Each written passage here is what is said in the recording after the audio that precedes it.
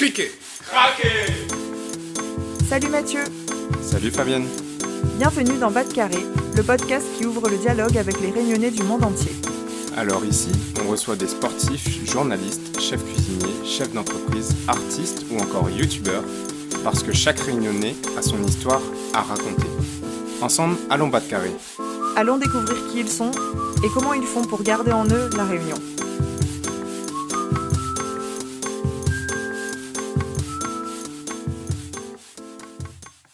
Salut Lucie. Salut Mathieu, comment il est la Réunion ? Bienvenue dans un nouvel épisode de Bas de Carré. Dans le précédent épisode, nos invités, Raya et Edouard, avaient désigné un certain Sanji comme étant le Réunionnais qu'on devait tous connaître. Et comme on fait les choses bien, Sanji est justement l'invité du jour. Effectivement, on reçoit Sanjiyan Paleachi, qu'on appelle Sanji. Il est artiste, directeur artistique, créateur de Fatak. Son parcours, il est multiple, mais un fil rouge traverse tout ce qu'il fait, la nature. De son enfance dans les jardins de la Réunion, à ses études aux Beaux-Arts du Port, jusqu'à son travail actuel entre scénographie, composition florale et création artistique, Sanji explore la beauté, la spiritualité et le lien au vivant. On va parler de ses premiers gestes créatifs, de son expérience comme directeur artistique au festival Réunion Métis, de son choix de travailler avec des végétaux locaux pour penser des fêtes plus respectueuses et éthiques. Sanji a une pratique artistique qui prend le temps long et refuse les codes imposés du marché de l'art. Un épisode qui, je l'espère, éveillera tous vos sens. On vous souhaite à tous et à toutes une bonne écoute. Bonne écoute à toutes. Bienvenue Sanji dans Bas de Carré, je suis ravie de t'accueillir aujourd'hui à mon micro. Ton parcours il est riche et multiple, mais ce qui le traverse toujours, c'est le lien profond avec la nature. Aujourd'hui, j'aimerais qu'on explore ensemble comment ce fil conducteur t'accompagne depuis l'enfance jusqu'à tes productions actuelles, que ce soit Véli, Immanence ou ton travail avec Fatak. Bonjour Lucie et merci de m'accueillir sur Bas de Carré.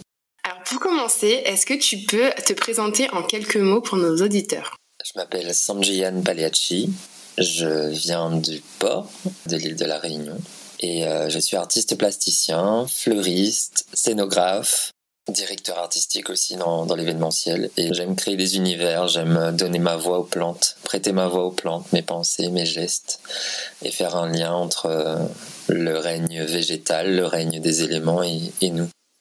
C'est très beau tout ça. Donc j'aimerais bien qu'on revienne un peu à la base de ce qui a construit en fait ce parcours dans ce que tu nous dis un peu là au début. Est-ce que tu as des souvenirs que tu gardes de ton enfance ? Mon enfance, je l'ai passée au jardin et à l'ashram du port, auquel je suis arrivé à l'âge de 5 ans, donc où il y avait déjà un très beau jardin aussi. Et c'est vraiment dans le jardin que j'ai mes premiers souvenirs d'agencement, de scénographie, les premiers jeux, c'était là et on venait, moi et les plantes et moi, on s'arrangeait pour matérialiser un peu tout mon univers imaginaire que j'avais. Donc un arbre pouvait devenir une divinité. Okay. Donc il y avait déjà un sens sacré. Je pense que l'hindouisme aussi a beaucoup nourri ça, le fait de reconnaître le sacré en toute chose.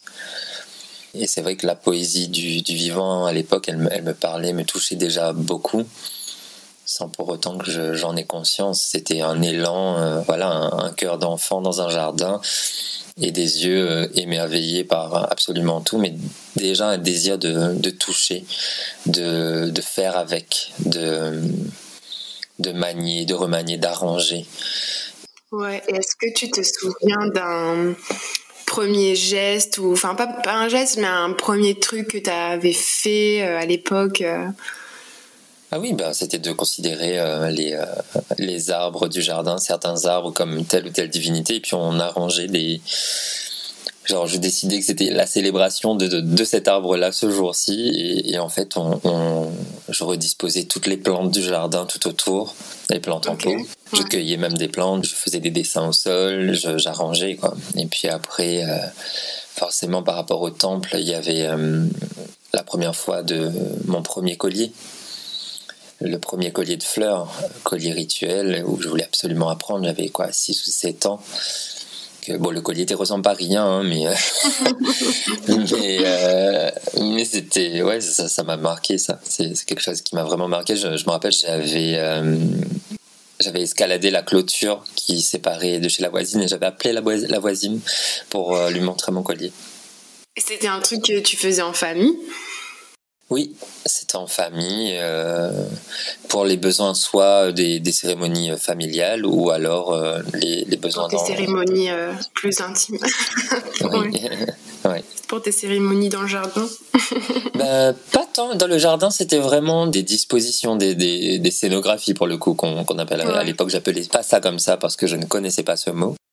C'était dans le jardin, c'était vraiment autre chose. C'était le plaisir de changer de statut déjà de la plante en pot. En fait, ces plantes, elles étaient des parts incroyables de mon imaginaire. Enfin, elles avaient une présence complètement augmentée par rapport à la réalité dans laquelle j'évoluais.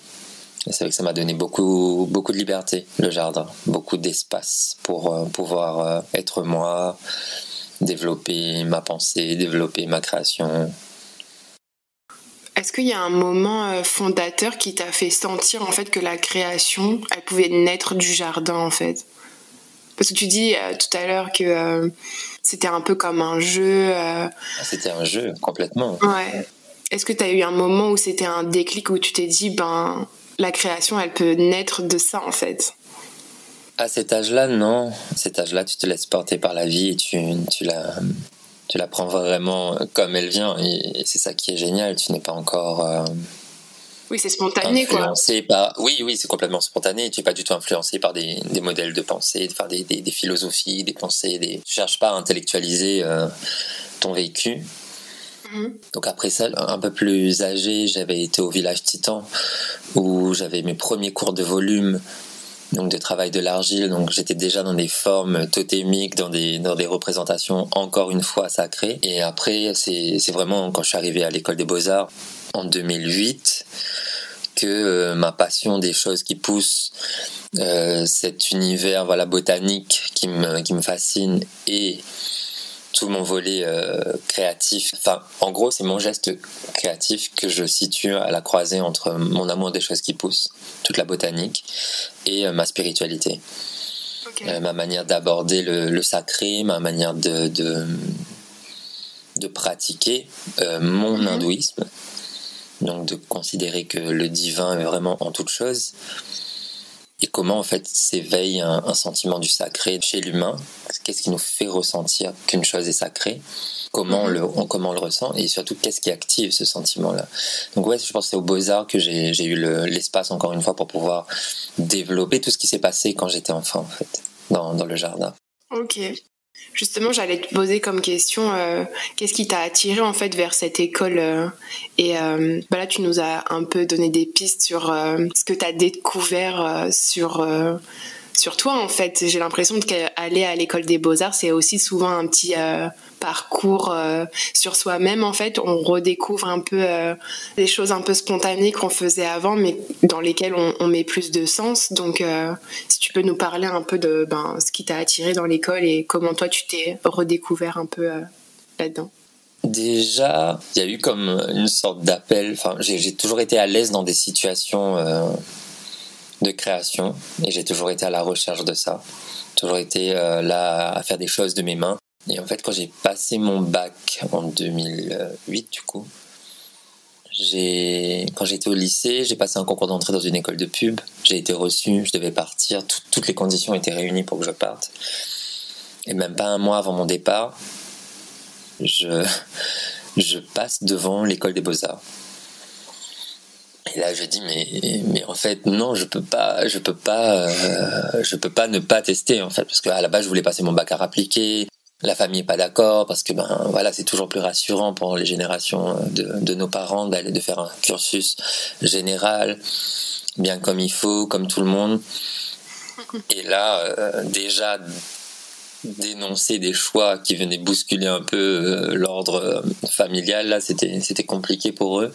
Donc je suis Je suis le mouvement à ce moment-là et je fais mon bac général au port du coup. Et puis cette dernière année, concours dans la pub, ok, mais je vibre pas particulièrement et je passe devant cette école et là je rentre et j'y vais et je vais voir la secrétaire et je lui dis je veux m'inscrire pour le concours d'entrée. Elle me dit bah non, le concours de deuxième session c'est la semaine prochaine, on ne prend plus d'inscription depuis un moment déjà, il va falloir revenir l'année prochaine.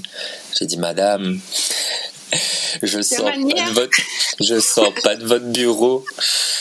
Elle dit mais sors pas, t'es là tant que. Elle dit non mais je fais mais là je passe le concours cette année, je peux pas attendre. Et je sais pas, il y a eu un moment vraiment d'émotion entre nous, je me rappelle. Elle m'a regardé, elle a souri, elle m'a dit bah asseyez-vous, je vais faire votre inscription et au final j'ai passé le concours et j'y suis resté toutes mes études dans cette école. Et c'est vraiment là où j'ai eu tout l'espace pour pouvoir concilier tous ces aspects de moi, de tout ce qui m'anime, de tout ce qui m'intéresse, de tout ce qui me fait vibrer dans la vie. Et c'est vrai que la création reste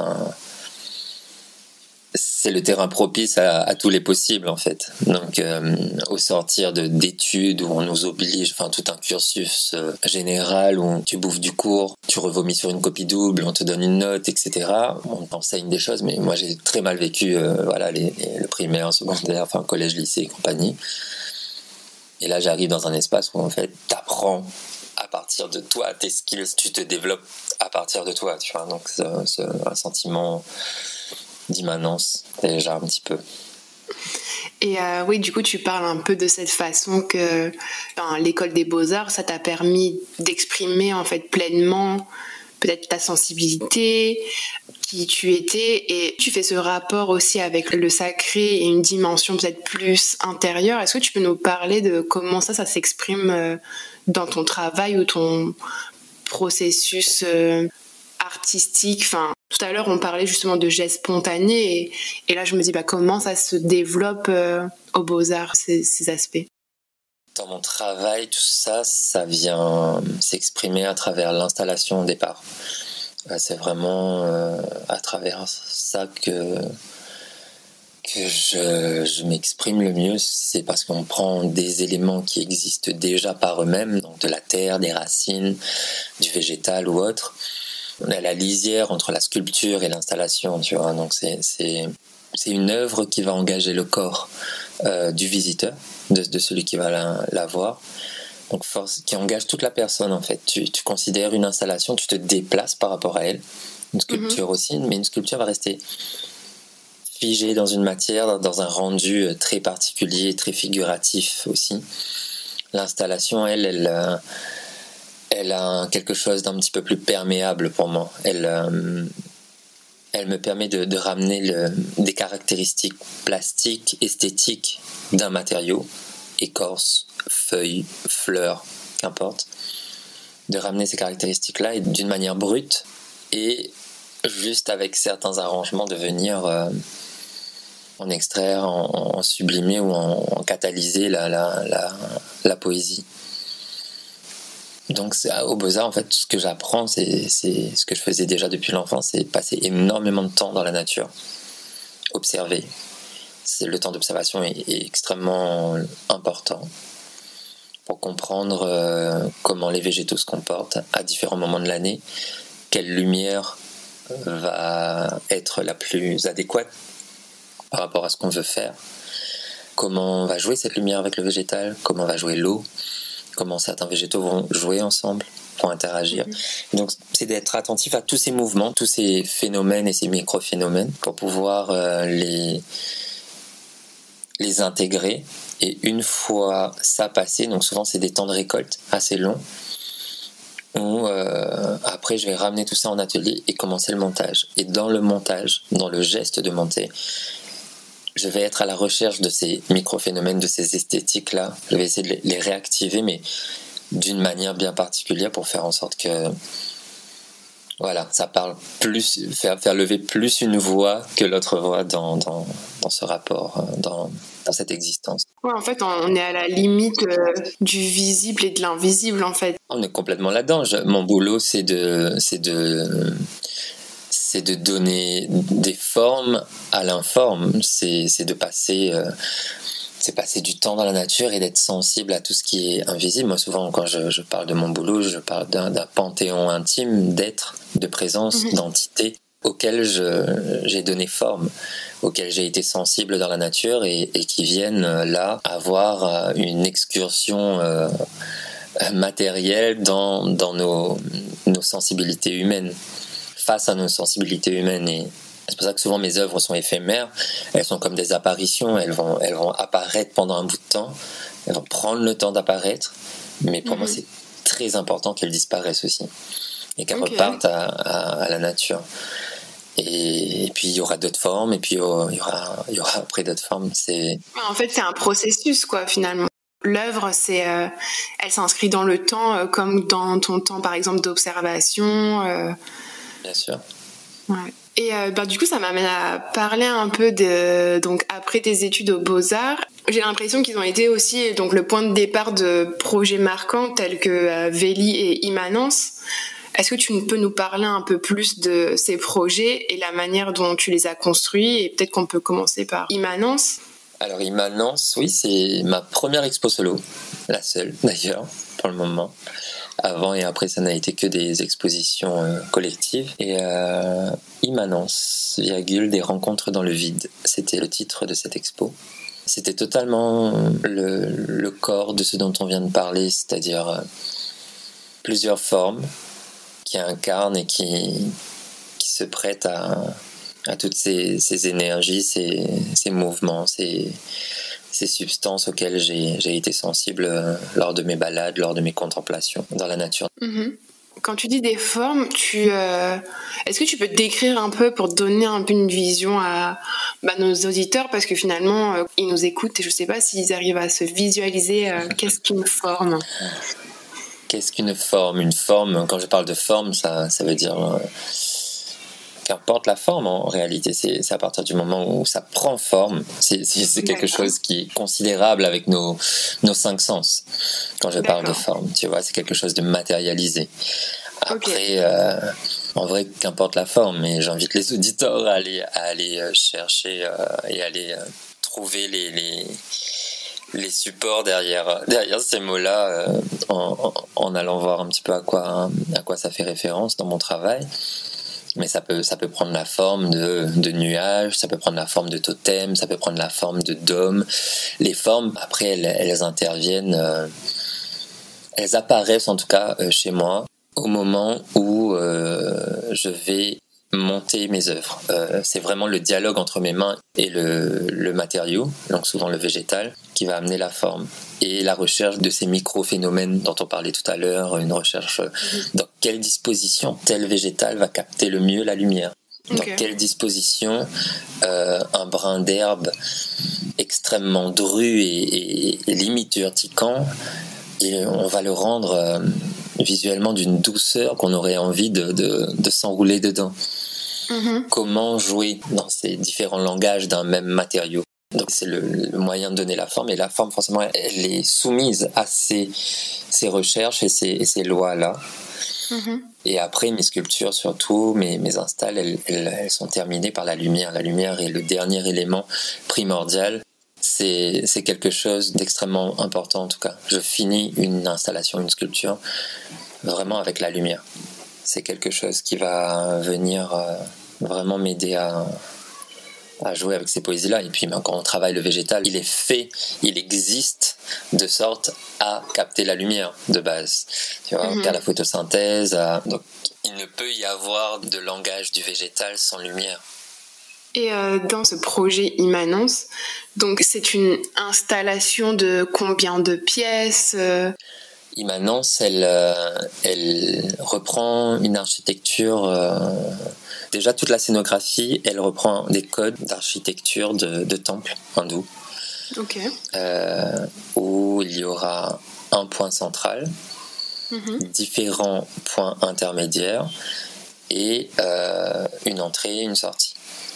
D'accord. L'entrée et la sortie peuvent être la même d'ailleurs. Et aussi, la disposition de ces différents éléments vont permettre une circulation particulière du public, de l'humain dans tout cela. Et en fait, la disposition, elle déjà, la scénographie, elle éveille un sentiment de sacré.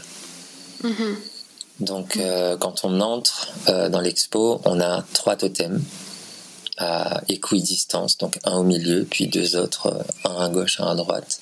Ils font à peu près 1,10 m de haut, chacun dans des matériaux différents. L'un en fleurs d'immortel, l'autre en Tillandsia usneoide, ce qu'on appelle barbe de Saint-Antoine, une plante épiphyte qu'on retrouve beaucoup sur les clôtures dans les jardins de mamie à La Réunion. C'est un peu la plante grise, là, c'est ça? Ça même. On ressemble à des cheveux, là. Ouais. Et le dernier totem, le 3e, il est en cos d'eucalyptus, une variété particulière qui pousse dans les forêts d'eucalyptus, donc entre l'étang salé et la forêt domaniale de Cambé. Donc il y a ces 3 totems, puis il y a un dôme, une sorte de pain de sucre réalisé de millions de graines d'une graminée en particulier, une graminée dont les graines sont très volatiles, avec un petit duvet tout autour de la graine qui la rend très, très volatile. Donc là, on a un dôme de 2 mètres de diamètre sur 1,20 m à peu près de haut, dont un éclairage vient transpercer les entrailles depuis l'intérieur. Et donc là, le matériau, il change complètement d'aspect. Enfin, c'est quelque chose qu'on voit tout le temps sur les bords de route. D'ailleurs, toutes les herbes ensuite qu'il y a sont souvent des plantes qu'on voit tous les jours, mais à côté desquelles on passe sans jamais vraiment les considérer. Ensuite, il y a une dizaine de nuages à l'étage, au plafond, sur des niveaux différents, disposés de sorte à converger vers un point central qui est un véli. Mon premier véli. Le premier, c'est là que j'ai découvert vraiment la signification de ce mot aussi à l'époque. Donc, qui veut dire un gardien, celui qui veille, celui qui surveille, celui qui prend soin. Et cette sculpture, cette installation, c'est un personnage de 3 mètres de haut, entièrement réalisé en graminées, en plantes. Lors de récolte, je crois qu'il a fallu plus d'1 an de récolte pour cette sculpture, avec des copains qui venaient aider, mettre la main, faire des grosses sessions de cueillette, puis des grosses sessions de préparation en atelier. Et là, on a une 30aine d'espèces différentes de graminées. Ouais, c'est fou. Sur un volume qui monte, et il est creux à l'intérieur, et le creux, donc sur la face avant, il y a un creux. Il est un peu penché en avant d'ailleurs. Et ce creux, c'est ma silhouette. Donc on distingue une tête, des épaules, et puis ça se finit un peu en pointe au niveau du bas du tronc, comme une forme, une espèce d'empreinte, de forme primordiale. Et cette entité, cette forme-là, c'est vraiment cette savane. C'est cette savane où j'ai grandi, parce que j'ai vraiment grandi dans la savane portoise. C'est là où je passais tout mon temps, la rivière des Galets, etc. Et ces herbes-là m'ont toujours fasciné, dont une en particulier, qui s'appelle zerbe rose ou zerbe la misère, ici on l'appelle. Son petit nom, c'est Mélinis repince. Elle a une manière de capter la lumière.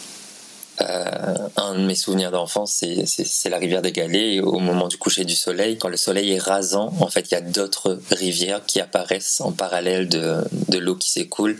Et en fait, ce sont des rivières de lumière, parce que ce sont ces herbes-là qui ont poussé dans des franges particulières et qui sont toutes blanches, toutes brillantes, et dès que la lumière du soleil passe dedans, et ça s'allume en fait. Et donc tu vois, c'est coulé de lumière qui danse à côté de l'eau, et c'est un souvenir qui m'a beaucoup marqué. Donc j'ai une fascination pour cette graminée là en particulier depuis l'enfance.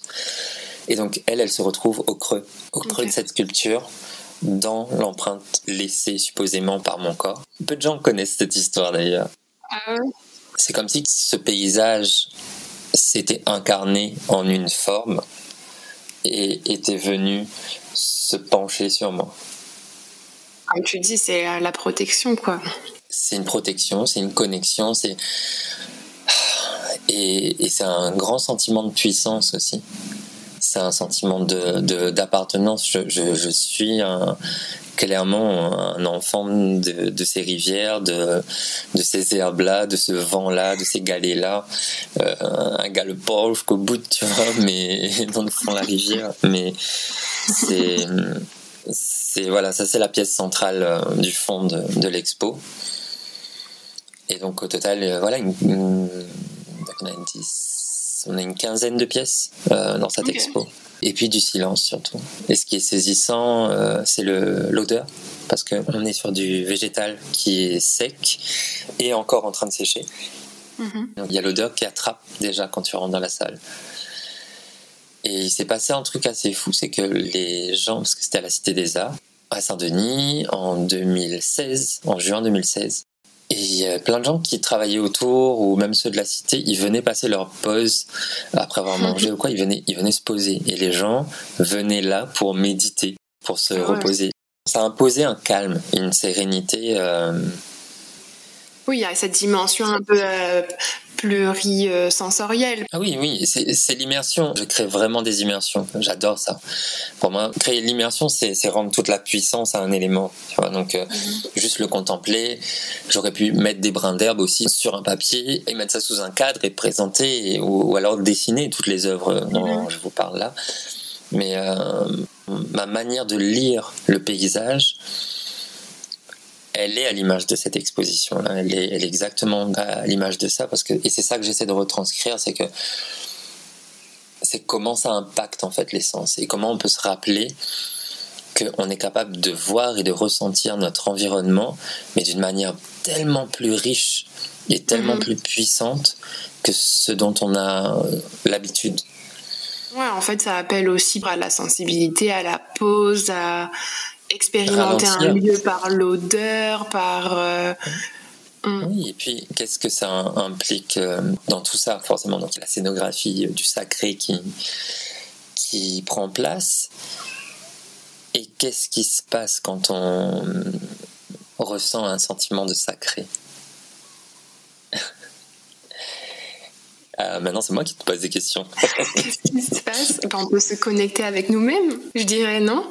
Enfin, pour moi, ça ouvre la porte à ça, à se concentrer sur ce qu'on ressent au plus profond de nous-mêmes. Enfin, j'ai l'impression qu'aujourd'hui, en plus, avec tout ce qu'il y a, genre les réseaux sociaux et tout, on a une façon d'être distrait assez facilement de nous-mêmes. Donc, j'ai l'impression que ce genre de... Enfin, en tout cas, le travail que tu fais aussi, ça laisse une porte à se concentrer avec des éléments qui nous sont familiers, parce que comme tu dis, c'est la rivière, c'est des végétaux qu'on croise mais qu'on valorise pas forcément, tu vois. Donc là, d'avoir une autre vision. Oui, c'est ça. On passe à côté de ça tous les jours.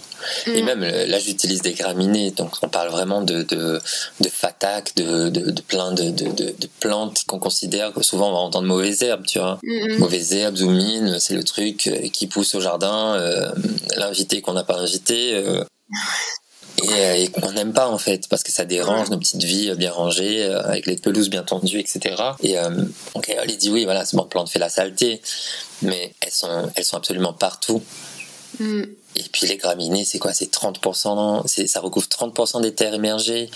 Ce sont des plantes qui existent même avant les dinosaures, des espèces extrêmement nourricières, tu vois, sur Terre.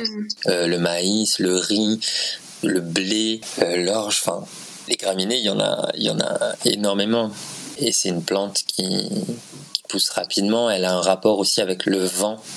Je dis souvent que c'est les filles du vent et de la terre. Elles sont très vite portées ailleurs. Et à la moindre pluie, bam, ça pète. Il y a besoin juste d'une fois de pluie. Et c'est parti. Et ça recommence. C'est les cycles assez rapides en plus sur ces plantes-là. Donc elles façonnent et refaçonnent les paysages assez rapidement. Sur un an, tu vas regarder la savane de Plateau Caillou et se rythmer au gré des intempéries. Et d'un coup tu la vois verte, d'un vert fluo, une autre fois tu la vois jaune, une fois elle aura rougi tellement il n'a pas plu, et que voilà. Et puis après il y a un jour il y a le feu qui prend, et puis tout d'un coup c'est cramé de partout, c'est tout noir. Et puis à la prochaine pluie, bam, les petites pointes fluo recommencent. Puis tout ça alimente moi mes gestes. J'évolue à travers tout ça, mais c'est vraiment, voilà, encore une fois je vais remettre le mot, mais c'est à travers la forme que je viens proposer ça à des sensibilités et des compréhensions humaines. J'aime placer le mot sensibilité avant même compréhension, parce qu'il n'y a pas besoin comprendre une œuvre d'art. Souvent les gens sont là, ah mais comment tu as fait ça, qu'est-ce qui t'a inspiré, qu'est-ce qui ceci, qu'est-ce qui cela. Ils oublient même leur je crois que c'est leur cerveau qui fait défaut. Enfin, le mien aussi, il travaille comme ça, hein. C'est le propre du cerveau d'essayer de tout expliquer, de tout de rationaliser. Oui, toujours pour pouvoir ensuite dominer. Comme quoi, peut-être le premier colon, c'est nous-mêmes, dans nos têtes, envers nous-mêmes, envers nos émotions. Comment en fait la pensée peut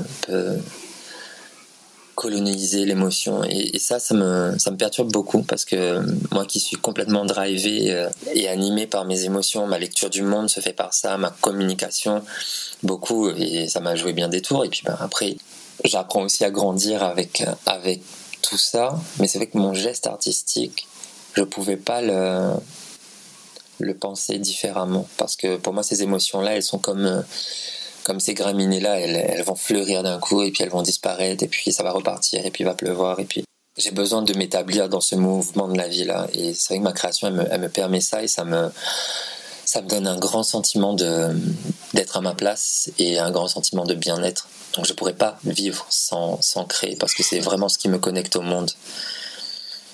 Je voulais revenir sur ce que tu disais par rapport à, par exemple, cette exposition Immanence, où tu dis que c'est important aussi la fin de l'exposition, ou le fin du cycle de les plantes dans ton œuvre. On sait que le temps de l'exposition, c'est aussi, on va dire, ancré dans des besoins de programmation. Donc, une fois que la date limite de l'expo arrive, qu'est-ce qui se passe avec ta création? Parce qu'en fait, même si c'est des fleurs coupées et séchées, on est quand même dans l'ordre du vivant. Et on parlait, voilà, il y a l'odeur qui reste, les végétaux qui continuent à sécher. Donc, qu'est-ce qui se passe après? Toutes les œuvres aujourd'hui d'Immanence, elles sont retournées à la nature. Ok. Elles sont retournées à la nature, elles se sont évanouies, certaines graminées ont été brûlées, une petite partie. Et après, les fleurs d'immortelles, j'ai dispatché chez les copains à droite à gauche pour pouvoir avoir les graines, et ils ont replanté. La barbe de Saint-Antoine, pareil, elle s'est dispatchée à droite à gauche chez les amis, la famille, et ça continue à pousser ailleurs. Et en fait, le geste continue, en fait. C'est ça qui est incroyable. Le geste continue, et puis ça repart à son état originel. Je suis là juste pour un moment amener un langage. Et je veux dire, pour moi, aucun langage est éternel. Enfin, il y a une phrase, il y a un début, il y a peut-être des temps de pause entre-temps, mais il y a une ponctuation à la fin, quoi. Et les œuvres, c'est pareil. Les œuvres d'art, c'est aussi un langage. Donc ça s'inscrit dans le temps. Et donc j'aime beaucoup, en tout cas ma manière de créer est comme ça, et c'est pour ça que j'ai beaucoup de mal avec les codes d'un marché de l'art ou de production d'œuvres d'art, où on va venir coter, enfin tout le rapport pécunier, du coup, à mon travail, il ne s'applique pas du tout par rapport à ma manière de vivre et de pratiquer l'art. On reviendra à ces questions. J'ai prévu quelques questions un peu vers la fin. Est-ce qu'on peut passer du coup au projet Véli? Donc, il me semble que c'est une série de photos. Oui. Est-ce que tu peux nous dire un peu ce que tu cherchais à exprimer à travers cette relation, en fait? Série photo. Ouais. Alors, la série Photo Véli, qui est une série qui est en cours, que j'ai commencé en 2020 avec la photo de Emma Diorio à la Ravine d'Yvon à Saint-Paul, où elle est entièrement recouverte de fougères, d'âmes fougères. Et toute cette série, c'est un protocole particulier. Je suis le photographe. Alors, certaines photos, là par exemple celle d'Emma, j'ai travaillé avec un photographe qui était Éric Lafargue à ce moment-là, parce que j'étais encore dans ma recherche de comment procéder, comment agencer, parce que moi, ma place dans ces photographies, elle était vraiment de faire le lien entre un espace naturel, un environnement naturel, quel qu'il soit, des végétaux et un être humain. Donc avec ces trois ingrédients, comment ramener une identité nouvelle, une identité augmentée, une identité autre, qui se retrouverait hybride de ces trois éléments. Et donc le végétal et moi là-dedans, on se fait les passeurs entre le lieu et l'humain. Et un shooting photo, en fait, se transforme en réelle performance, en réel rituel, parce que le modèle n'est pas juste un modèle. Le modèle devient quelqu'un d'autre au moment de la photo. Il incarne autre chose. Oui, en fait, on dirait un peu une hybridation entre humain et nature, en fait. Oui, c'est une sorte de chaînon manquant. C'est pour ça que la série s'appelle Véli. Ça s'est inscrit dans une recherche qui est de où subsiste et comment s'activent et se réactivent les sentiments et les actes animistes dans nos vies. Donc l'animisme, le fait de considérer et de voir le divin, le sacré à travers les éléments naturels. On a encore beaucoup de tribus dans le monde entier qui sont animistes et on a tous des ancêtres animistes. L'hindouisme même, elle est animiste à l'époque prévédique, essentiellement animiste, et ensuite elle le devient moins. Et c'est vraiment où subsistent ces caractères-là aujourd'hui. Tu vois, comment on va reconnaître que la montagne c'est une divinité, la rivière, la foudre, le feu, etc. Et comment l'humain se lie face à ces éléments-là. Qui sont les gardiens de ça? Je me suis mis à rêver une série d'humains qui auraient gardé un lien pur et un lien fort avec leur environnement, et à me recréer encore une fois un panthéon, mais cette fois-ci en impliquant des êtres humains. Et ce qui se passe à chaque moment d'une photo, c'est que quand on a fini, parce que chaque geste compte, Emma par exemple, elle était enduite, et je la remercie encore infiniment, mais d'ailleurs c'est une superbe artiste qu'il faut aller voir aussi, avec toute son approche du végétal, c'est incroyable, et de la nature. Donc je venais l'enduire d'huile de ricin et déposer des feuilles de fougères différentes sur son corps. Donc l'huile de ricin permettait de coller. Donc ça a pris une bonne heure, voire 2 heures à réaliser. Elle a posé très longtemps. Mais elle devient quelqu'un d'autre. Et au moment où la photo est prise, elle devient quelqu'un d'autre. Donc là, c'est Eric Lafargue qui a pris la photo, parce que j'étais sur le montage. Et la même année, j'ai été en résidence à Bourges, où j'ai réalisé une photo donc avec Eric Noulette. Et cette photo, donc c'est Véli et Eric, qui a eu lieu dans les marais de Bourges. On a réalisé là-bas avec mon ami Léo Wu, qui est un jeune homme, un artiste aussi incroyable, avec une sensibilité merveilleuse, toujours connecté à la nature et aux choses qui poussent à la terre. Et donc Léo m'a aidé à réaliser ce collier immense, donc issu des marais de Bourges, un collier de toutes les feuilles qu'on a pu ramasser dans nos balades. Et là, on emmène Eric dans ces marais où il n'est pas retourné depuis je ne sais pas combien de temps. Donc il y a un lien entre lui et ce marais. Et au moment où on lui met le collier, il n'est plus Eric. Il y a quelque chose d'autre qui se passe. Donc à chaque fois, chaque photo comme ça, on va être dans la recherche d'un dépassement d'une condition humaine pour reconnecter avec un environnement. Et donc forcément, ces identités, elles deviennent témoins, elles deviennent gardiennes, d'où le nom Véli, de ce lien sacré, de ce lien précieux, et que moi je trouve qu'il se détériore de minute en minute dans le monde dans lequel on vit. Mais à travers cette série-là, ouais, j'essaie de le réactiver un maximum. Ouais, je trouve que ça augmente le fait de se dire, bah, tu fais toi-même ton médium, c'est une série de photos, donc quelque part, la série, c'est les délits par rapport aux personnes que tu captures avec cette relation avec la nature, mais finalement, ton objet, c'est aussi garder la mémoire, donc c'est fort comme représentation. C'est pour ça que le nom de chaque photo, elle commence par Véli, le nom de la personne, ensuite le lieu. Donc là, j'ai continué cette série avec 3 autres photos il y a quelques temps, avec Annie, Russell et Luna. Donc une série plutôt avec l'eau. Enfin, 2 avec l'eau, les filles avec l'eau, et Russell avec le sable, avec l'olivine de la baie de Saint-Paul. Mais j'aime bien aussi comment tu as réussi à déplacer ta recherche en fait dans d'autres lieux que La Réunion, parce que finalement, toi, ce qui te connecte à la nature et tout, c'est ton rapport avec La Réunion, ton histoire spirituel. Ah oui, moi l'île, elle est très puissante. En fait, l'île, elle m'a appris à quel point la nature et l'environnement peut être puissant et source intarissable de choses. Et ça, quand tu as un regard et une sensibilité entraînée avec un terrain comme ça, tu peux le réactiver là où que tu sois. Ouais, mais je trouve que c'est fort parce que dans la vision un peu exotique, on va dire oui, les trucs un peu spirituels et tout, c'est facile pour les îles. Enfin, je mets ça entre de gros guillemets, mais je veux dire, imaginer une relation un peu ésotérique à Bourges dans des marais.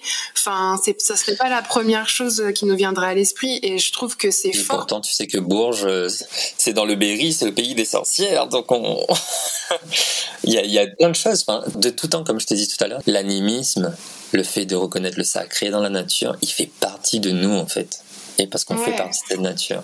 Mais je trouve ça fort que tu renforces cette idée de se dire ici aussi, par exemple à Bourges, vous avez votre dimension spirituelle à réactiver. Enfin, je trouve ça c'est génial en fait.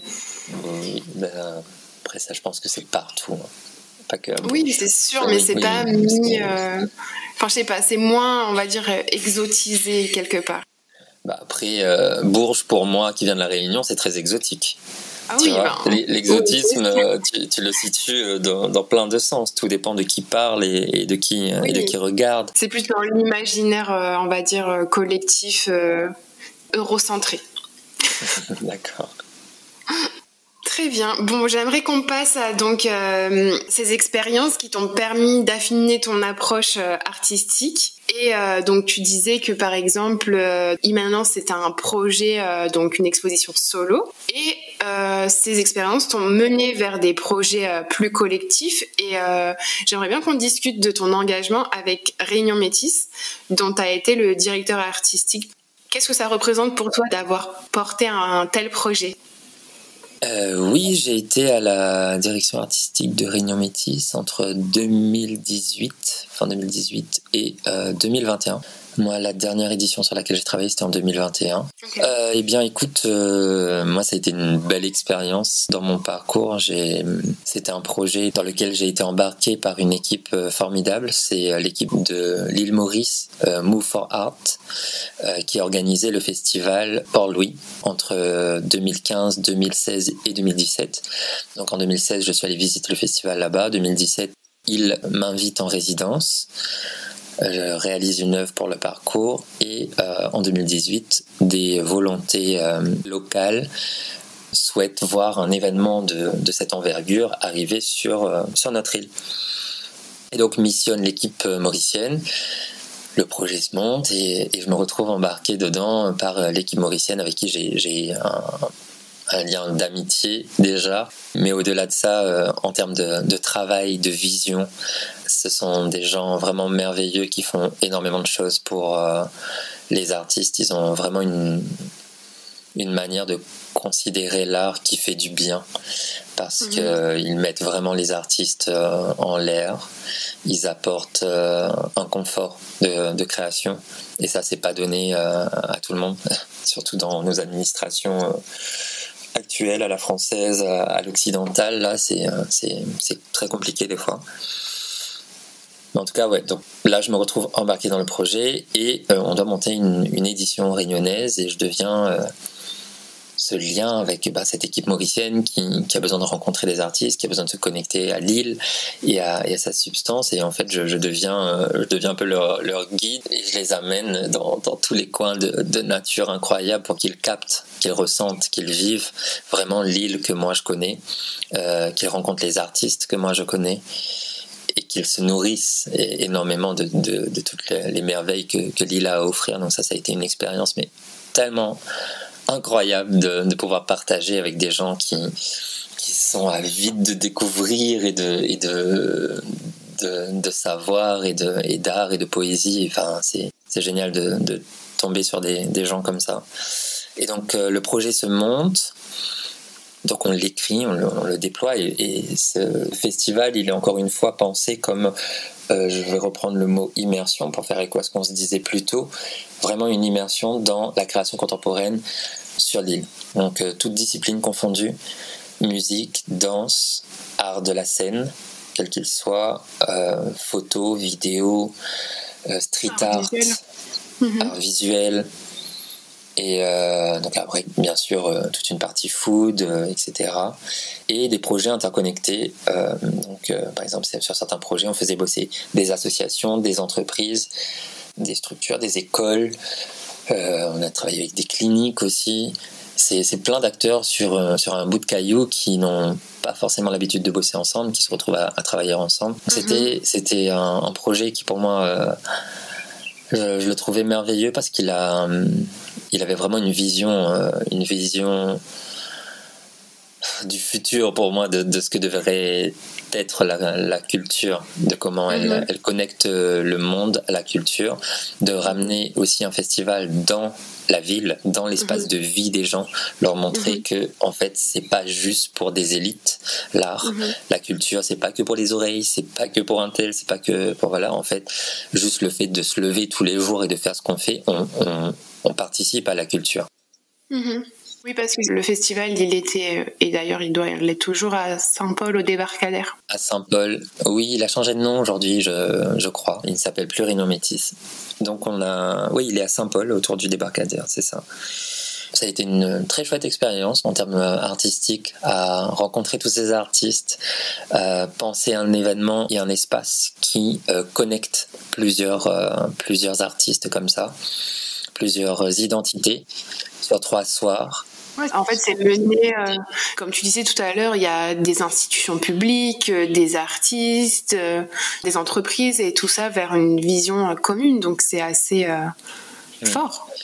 Ouais, ça c'est franchement la vision de mes amis de l'île Maurice, de Move for Art, qui a été incroyable d'avoir pensé à un modèle comme ça, parce que le modèle vient clairement avec le modèle de Port-Louis. Et c'était Port-Louis, c'était incroyable. Et donc de penser vraiment un événement par les gens et pour les gens, avec eux en fait. Et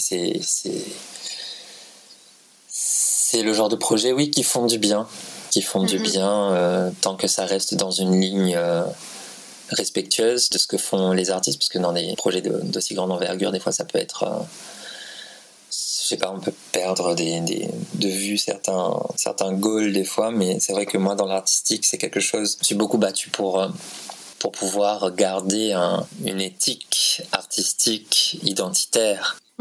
J'aime que les gens voient et ressentent pleinement ce qu'ils ont devant eux et leur amener ça à une manière de vivre et de ressentir. Non, c'était vraiment des belles émissions, hein. Je me souviens, il y en avait une avec une projection sur le sable, c'était un truc qu'on n'avait jamais vu à La Réunion en fait, donc c'était vraiment chouette, hein. Et puis petit fun fact, j'ai participé aussi avec une installation interactive. Tu étais sur laquelle ? On avait une pièce avec mon mari qui était sur le parking de Fabiano. Oui, bien sûr. Mais oui, tu étais sur cette édition, à la deuxième, ouais. Oui, je me rappelle. Non, c'était vraiment chouette. Et donc tu parlais aussi du lien avec l'île Maurice. Donc le fait que ça soit partie du festival Port-Louis, faire un peu une version à la réunionnaise. Je me demandais un peu qu'est-ce que ça représente pour toi cette connexion régionale avec l'île Maurice, parce que souvent on a plus de liens avec la France hexagonale et moins avec nos voisins de la région. Donc c'est quoi ton rapport à ça ? Ouais, on a la nationalité française, mais après c'est vrai qu'en termes régional, faut pas oublier qu'on est dans le bassin indo-océanique, et ça c'est de reconnecter avec l'île sœur. Moi, depuis donc 2016, je vais régulièrement à Maurice parce que les liens se sont faits et je bosse là-bas sur des projets avec eux ou eux sur des projets ici, et puis je découvre une culture parce que quand j'étais petit, la famille m'emmenait en vacances, mais je voyais que dalle de Maurice en fait. Là je découvre Maurice à travers vraiment la vie chez l'habitant, je découvre autre chose, et c'est important. Et puis cette question de la place dans le bassin, Pour moi, Maurice et La Réunion sont un peu un épicentre dans lequel il y a eu un mouvement lors de l'esclavage, toute cette diaspora qu'il y a pu avoir, cette diaspora horrible, à un moment donné, qui est venue concentrer des populations sur nos îles. Aujourd'hui, la quête identitaire de nos populations, elle est intense, elle est énorme. Donc le mouvement maintenant inverse, d'aller chercher et de connecter avec tout ce qui borde et ce qui est dans ce bassin, donc Madagascar, Mozambique, toute la côte est africaine, sud-africaine, le nord, l'Inde, tout le bassin indo-océanique. Je trouve ça hyper important parce que ça vient enrichir complètement notre culture. Ça vient asseoir un sentiment de confort. Tu vois, je te parlais en début de session, ce véli là, tout velu, qui ressemblait à l'âme de cette savane qui m'a vu naître et de cette rivière qui s'est penchée sur moi et m'englober et me faire sentir à ma place. Je pense que nous aujourd'hui, en tant que Réunionnais, Mauriciens, on a envie de ça. Moi, en tout cas, en étant artiste, en côtoyant des artistes de la zone, je sais qu'on a envie de sentir qu'on fait partie de quelque chose de plus grand, parce que moi, je me reconnais pas dans des codes de la France métropolitaine. Je veux dire, mes ancêtres, c'était pas les Gaulois. Tu vois, mes ancêtres, ils viennent d'Inde. Oui, il y a aussi cet imaginaire collectif qu'on partage, peut-être différemment, mais on a quand même... par exemple, quand tu parles de l'Inde, à Maurice, il y a aussi une grosse communauté indienne, donc forcément, il y a un imaginaire collectif qui se recoupe, en fait. Bien sûr, bien sûr. Super. On sent que tu développes aussi donc ce goût de construire, de mener des projets, de rassembler des gens. Et du coup, c'est ce qui te mène à fonder Fatak. Déjà, Kossa, il veut dire Fatak en créole. Fatak. Ah là là, je ne connais pas Fatak. Fatak, c'est un... mais tout le monde n'y connaît pas. Oui.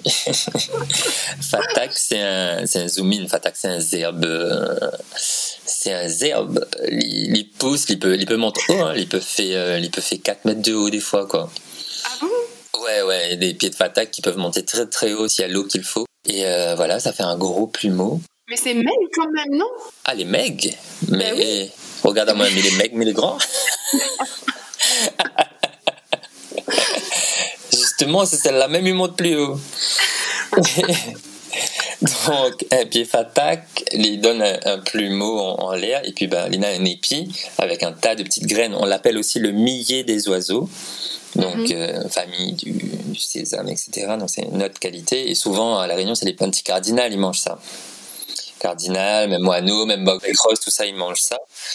Odim, il connaît pas Kossa, il est le Fatak, mais moi, c'est un yab qui a grandi dans les Carocanes, donc on a un peu de Fatak là-bas quand même. Ah, alors, je connais Fatak. Ou est né dans le Fatak.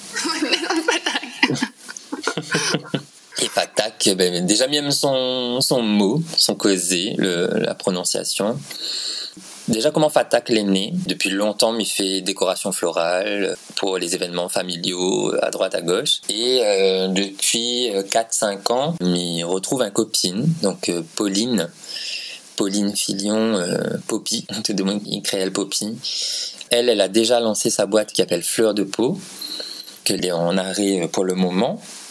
Et du coup, nous travaillons de plus en plus ensemble. Elle y bosse avec une autre fleuriste. Moi, il fait des extraits avec Banana. Commence à rentrer un petit peu plus dans le côté pro. Avant, j'ai fait ça au black à mon compte.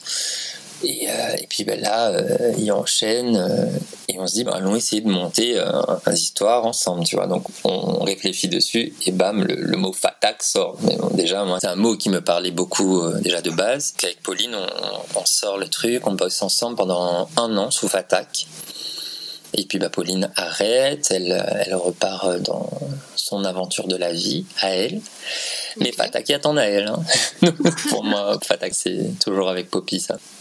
Donc moi, je continue l'aventure solo, entre ma casquette d'artiste et du coup une casquette de jeune entrepreneur en plein montage, et où je découvre toutes les joies que c'est. L'administration administrative, financière, enfin tout, le full package. Ouais.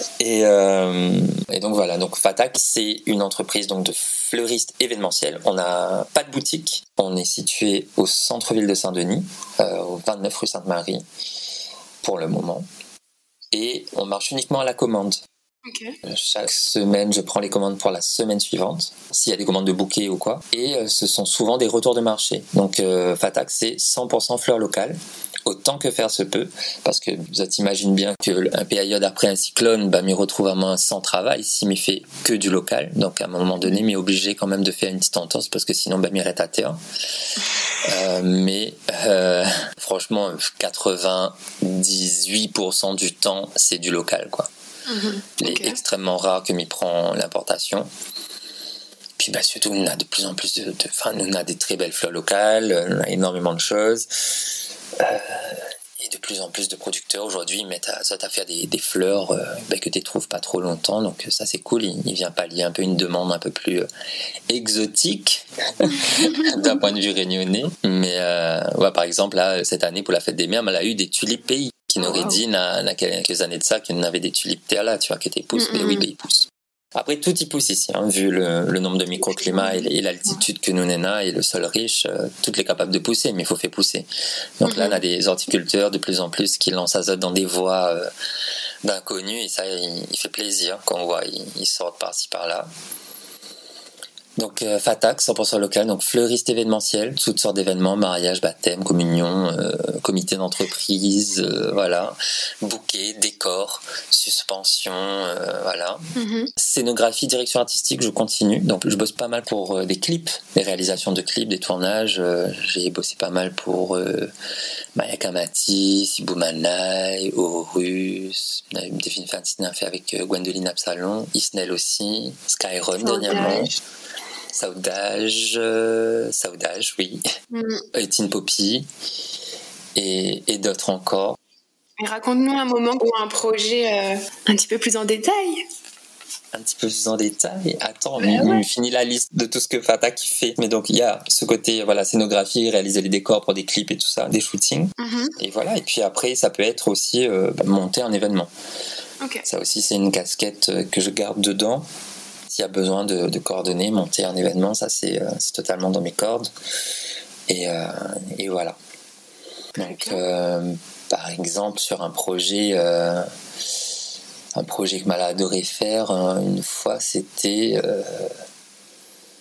après Miem tout, mon bon projet aussi. Yem était en shooting, par exemple, avec Miss Shenara Tanjabi, donc Shetan, aka Shetan, qui est une drag queen réunionnaise qui vit à Paris, mais là elle est de retour au pays un petit coup en coup de vent, et il y a contact à main pour fleurir une de ses perruques, parce qu'elle est perruquière.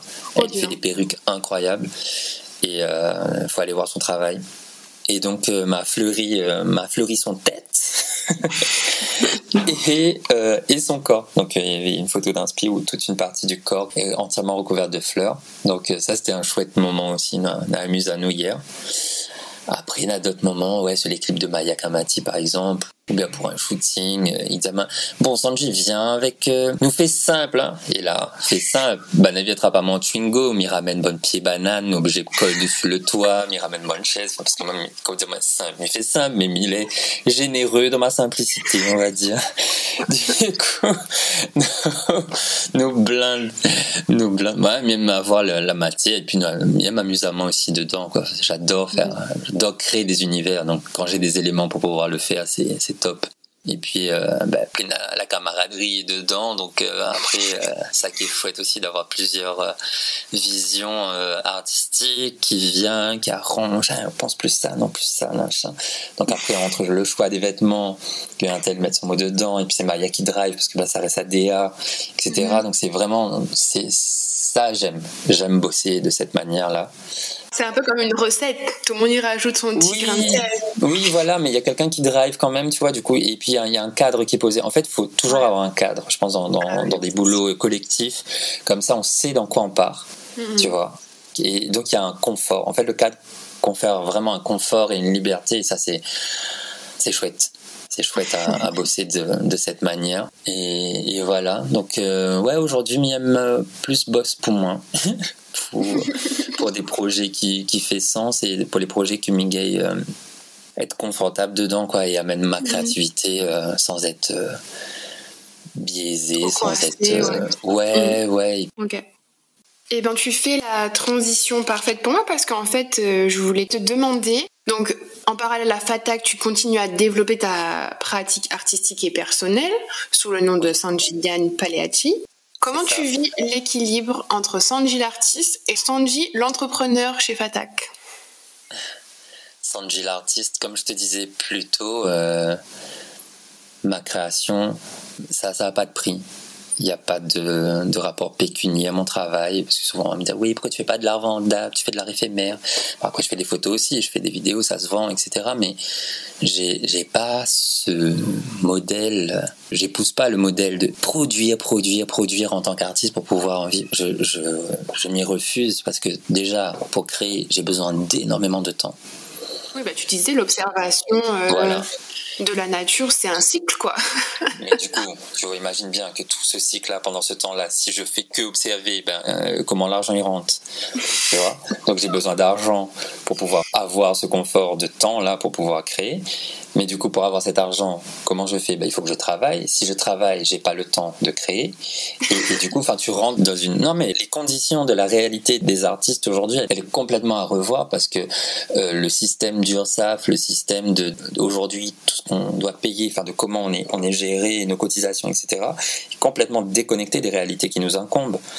Et il faut que là-dessus, on se réveille un coup à plein de niveaux, tu vois. Et donc, tout ça pour dire que moi, ma création artistique, je veux la garder centrale dans ma vie, quelque chose de pur. Je le ferai quand je le pourrai. J'ai envie, c'est quelque chose qui m'anime et je ne peux pas faire sans. Mais aujourd'hui, j'ai encore du mal à trouver le confort. C'est pour ça que j'ai fait graviter autour de mon activité artistique plusieurs casquettes. Donc, des fois, j'interviens dans des établissements scolaires ou des APAGE pour faire des ateliers. Des fois, j'accueille aussi des ateliers chez moi pour les confections de colliers de fleurs, pour toutes sortes de choses. Parce que oui, du coup, je fais beaucoup de colliers aussi pour les rituels. Et après, la direction artistique, là bientôt je dois fleurir et faire les décors pour une soirée qui est organisée par un collectif début novembre. Ensuite, j'ai différentes formes d'intervention, en milieu scolaire ou autre. Et bien sûr mon aventure de fleuriste événementiel, donc tout ce qui dit décor. Parce que à un moment donné, comment tu gagnes des sous en fait ? Comment tu vis ? Et donc je reste dans ce que je sais faire et ce que je maîtrise et ce qui me plaît, c'est-à-dire travailler avec du végétal, faire du bien aux gens, parce que offrir des fleurs, fleurir un endroit ou un événement pour quelqu'un, c'est toujours du bonheur que tu apportes aux gens. Ça, c'est clair que quand les gens... Ils sont contents avec ça. Hier, j'ai fait une petite livraison de colliers de fleurs à une sœur et une frère, mais gramoun dans les la saline Léo là-bas. Et première fois qu'ils commandent des fleurs avec moi et quand j'ai sorti les colliers de la boîte, j'ai vu leur visage s'illuminer là. Ah bon Dieu va veiller à où mon enfant, mais il est content, mais t'attends pas. Elle était émue, tu vois. Donc ça c'est quelque chose qui me nourrit déjà moi parce que je vois que ça leur fait du bien d'une partie. Ça me nourrit de ce côté-là, de ce côté émotion et en même temps donc ça me fait gagner ma vie, tu vois, ça me fait rentrer des sous et ça m'ancre dans ma culture, dans mon île, dans mon appartenance à mon territoire. Tu vois, Fatak aujourd'hui, cette entreprise, elle me permet ça aussi, de faire avec de la fleur locale, d'aller toucher des clients locaux, parce que moi, m'a fatigué avec de bonnes inspirations, mariage, Pinterest, Silicon Valley, rose, pêche, nude, chocolat, mochaccino, et j'en passe, et la pampa. Enfin, voilà, c'est bien, il faut de tout, il faut tous les goûts. Moi, c'est pas ma came, personnellement. Moi, je peux faire tous les styles. Je réponds aux demandes du client. Mais c'est bon, tu veux des choses qui ressemblent à de la pampa, mais moi, je peux te trouver des graminées tellement belles ici qui ont leur touche, mais voilà, leur touche locale, et faire avec ce qu'on a devant chez nous. Et c'est important aujourd'hui de s'inscrire dans une démarche comme ça, parce que, encore une fois, on vit à une époque là où l'urgence, elle est partout, l'urgence de ralentir, l'urgence de prendre soin, l'urgence de se réveiller, et je veux pouvoir inscrire ma manière de gagner ma croûte et ma manière de communiquer aux gens et de toucher les gens. Je veux vraiment pouvoir l'inscrire dans une démarche qui prend soin, qui a un impact moindre sur l'environnement, qui a un impact... Voilà, donc c'est pas parfait encore, c'est loin d'être parfait la manière dont j'existe aujourd'hui. C'est-à-dire, tu vois, des fois pour les mousses de fleurs, les mousses, elles sont fabriquées à partir de pétrole, tu vois. Enfin, ces blocs de mousse là qu'on met à tremper, etc. Il y a plein de choses qu'on peut améliorer, mais on commence déjà. Déjà, si mes fleurs, elles n'ont pas fait 3 fois le tour du monde avant d'arriver à La Réunion, c'est top, tu vois. Ouais. Petit pas, quoi. Voilà, on y arrive et puis on essaie de trouver des alternatives et puis ça amène l'inventivité, ça amène vraiment, voilà, la débrouille aussi, quoi. Oui, ça permet d'être créatif, en fait. Ouais. Ça amène la débrouille, ça permet d'être créatif, ça te permet d'explorer autre chose et puis ça t'amène à explorer aussi un peu plus ton île, tu vois. À aller rôder vraiment dans les ravines, dans les trucs. Et puis comme moi j'ai passé depuis l'enfance mon temps dans toutes ces ravines, dans tous les coins, j'ai une carte mentale dans ma tête. Déjà de la ville du port, j'ai une carte mentale où je sais dans quel jardin il y a quelle plante qui pousse. Parce que ça me touche, tu vois. Et donc je sais qu'à telle rue là-bas, il y a tel pied de bois et je sais que je peux aller cueillir 2-3 fleurs à tel moment de l'année. Ou Mykoné par exemple, quand m'a pu caloupiler la case, pas loin, 3 rues là-bas, une petite case, on a un tout sans dans le chemin.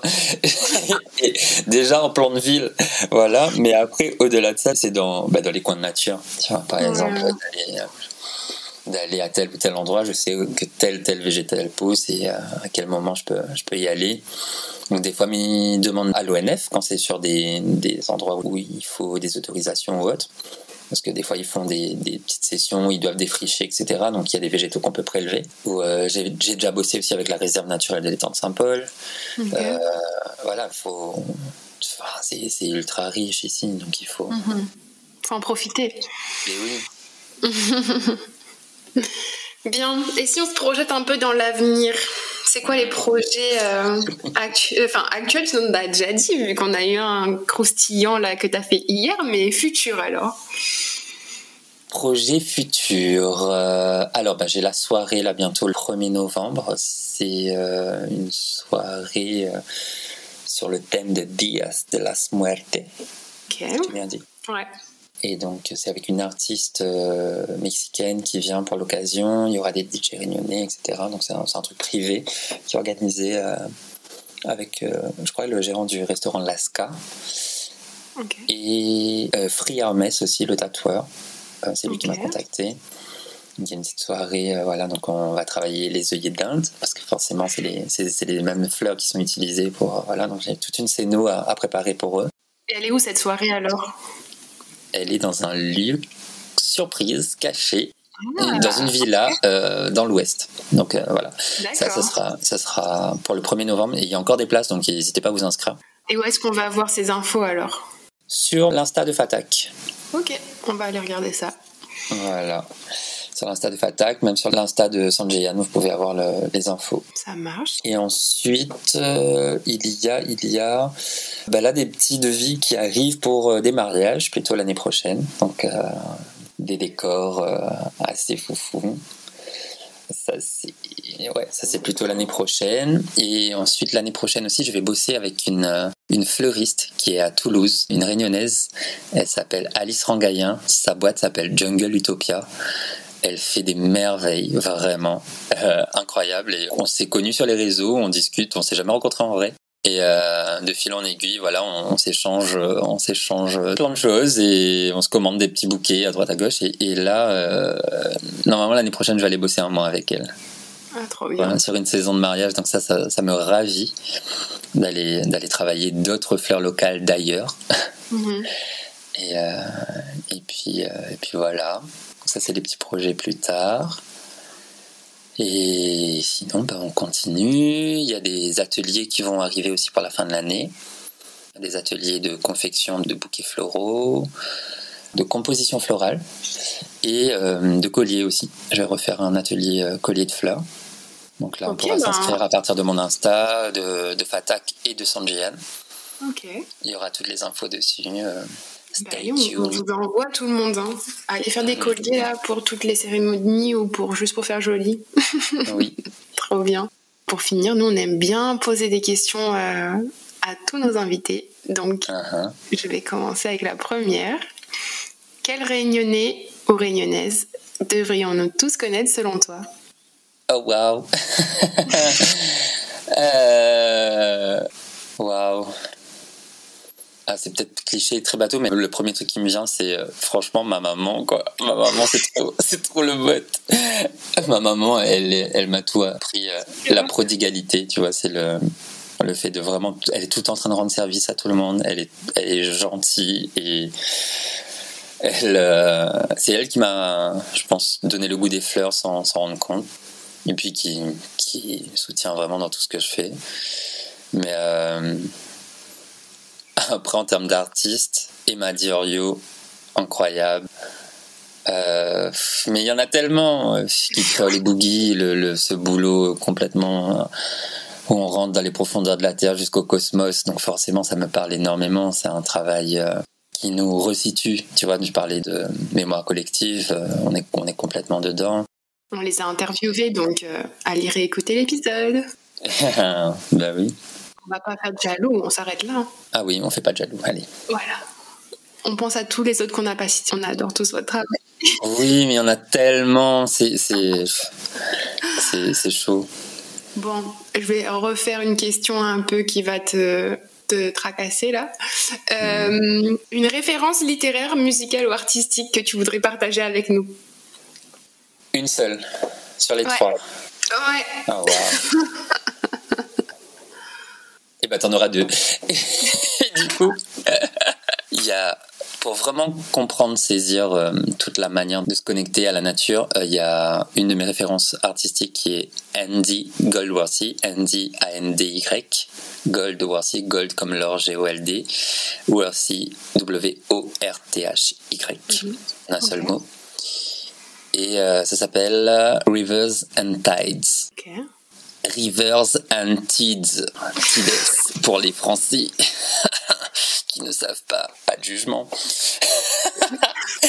Mais Rivers and Tides, et en fait c'est une excursion complètement dans sa pratique artistique. Lui, il est plutôt dans le land art, donc il va utiliser uniquement des éléments végétaux du territoire pour intervenir sur le territoire.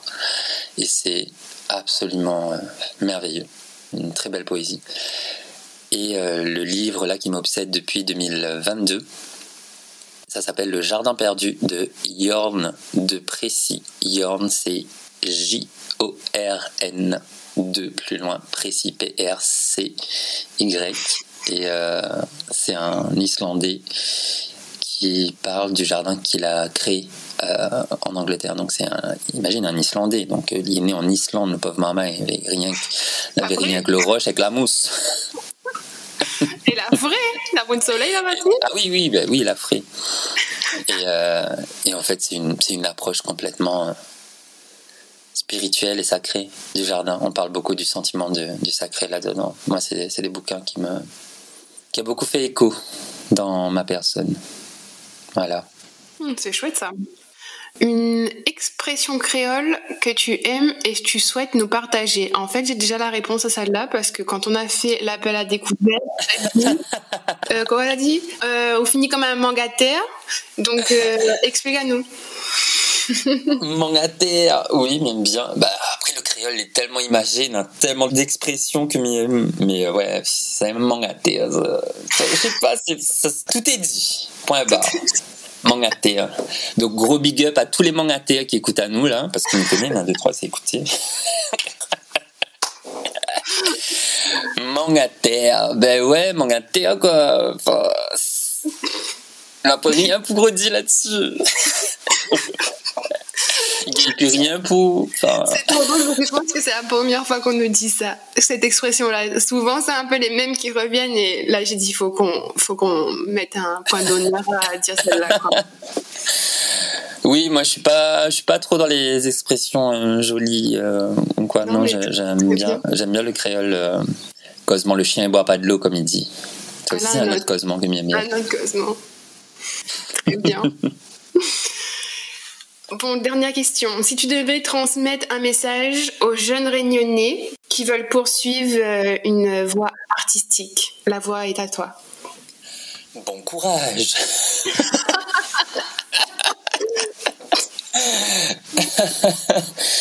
Non, écoute, fou.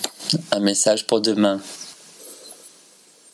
Ben, quoi qu'il arrive, de pas lâcher, en fait, de chérir un maximum ce qui donne à Zot l'envie de créer, parce que créer c'est ce que le monde a besoin, parce que créer il aide à soigner, créer il aide à prendre soin, créer il aide à mettre en lumière.